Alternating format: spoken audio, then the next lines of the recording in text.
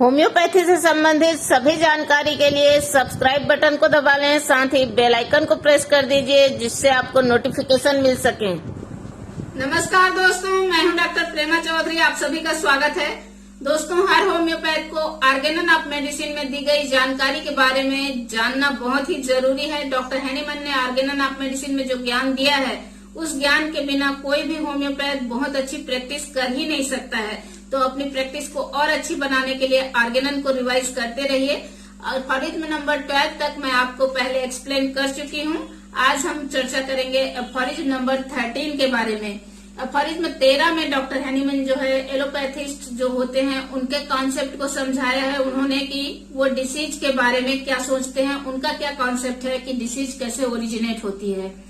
Therefore, disease that does not come within the province of manual surgery considered as it is by the allopathists as a thing separate from the living whole, from the organism and its animating vital force।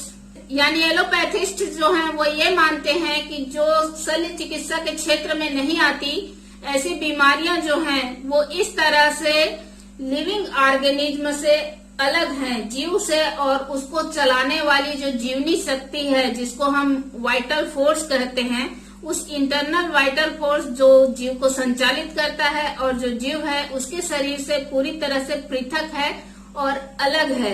तो इस तरह से वो material concept of disease पर believe करते हैं, जिसके लिए डॉक्टर हैनीमन ने लैटिन वर्ड मटेरिया पिकेंस का इस्तेमाल किया है। मटेरिया पिकेंस का अर्थ होता है ऑब्नॉक्सियस मैटर या हार्मफुल मैटर, या ऐसा जो चीज मॉर्बिफिक एजेंट जो बीमारी उत्पन्न करता है, यानी material cause of the disease को मटेरिया पिकेंस कहते हैं, जिसके बारे में डॉक्टर हैनीमन ने अल्फारिथम 13 में समझाया है कि एलोपैथ्स का ये कॉन्सेप्ट होता है कि डिसीज जो है वो किसी मटेरियल चीज की वजह से, किसी भौतिक चीज की वजह से होती है, और यह जो है जीव से और जीव को संचालित करने वाली जो उसकी इंटरनल वाइटल फोर्स है उससे कुछ भी संबंधित नहीं है। ये उससे जीव से और उसकी जीवनी शक्ति से बिल्कुल ही पृथक है।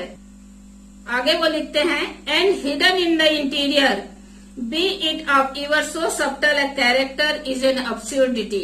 यानी वो एलोपैथिस्ट जो हैं वो ये मानते हैं कि डिसीज जो है सूक्ष्म रूप में होता है और ये शरीर के अंदर कहीं छुपा है, शरीर का या वाइटल फोर्स का हिस्सा नहीं है, बल्कि सूक्ष्म रूप में है और कहीं शरीर के अंदर भीतर छुपा हुआ है, और ऐसा उनका सोचना जो है वो मूर्खतापूर्ण है, ऐसा डॉक्टर हैनीमन का कहना है।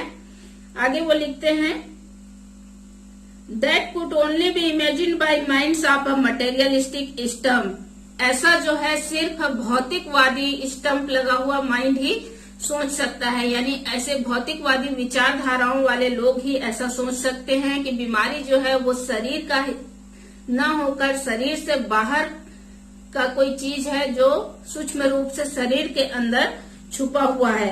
And has for thousands of years given to the prevailing system of medicine all those pernicious impulses that have made it truly mischievous non healing art. और इसी कॉन्सेप्ट को और इस तरह की जो विचारधारा है उसको सदियों से जो है प्रचलित चिकित्सा प्रणाली में दिया जाता रहा है, और इसी वजह से जो है वो एक तरह का मिस्चीवियस या नॉन हीलिंग आर्ट बन गया है, यानी जिससे पेशेंट की जो प्रॉब्लम है वो जड़ से खत्म नहीं होती है और ये गैर चिकित्सकीय पद्धति की तरह से हो गया है।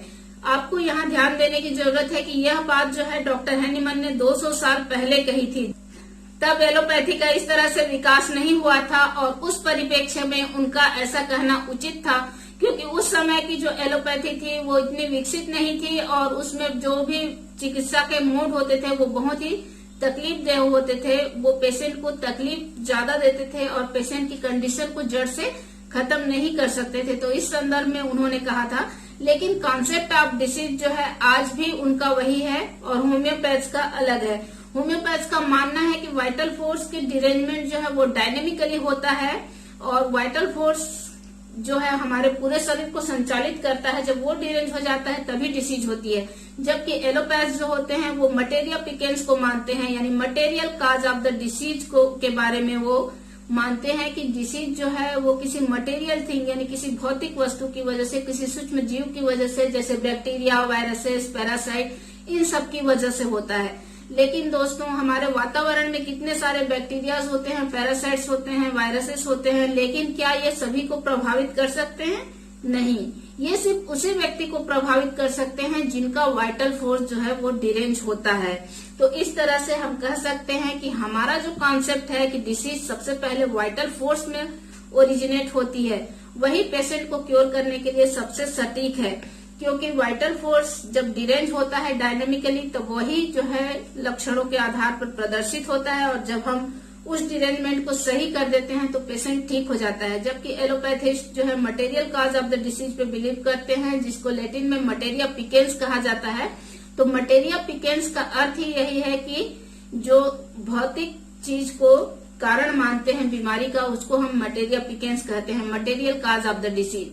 तो material cause of the disease को रिमूव कर देना, वो डिसीज को ठीक कर देना मानते हैं। लेकिन सिर्फ मटेरियल कॉज अगर आप रिमूव कर देते हैं, लेकिन इंटरनली पेशेंट जो है उसका वाइटल फोर्स ठीक से ठीक नहीं हुआ, तो उससे जो है पेशेंट को पूरी तरह से स्वास्थ्य लाभ नहीं प्राप्त हो सकता और उसकी बीमारी जड़ से खत्म नहीं हो सकती है।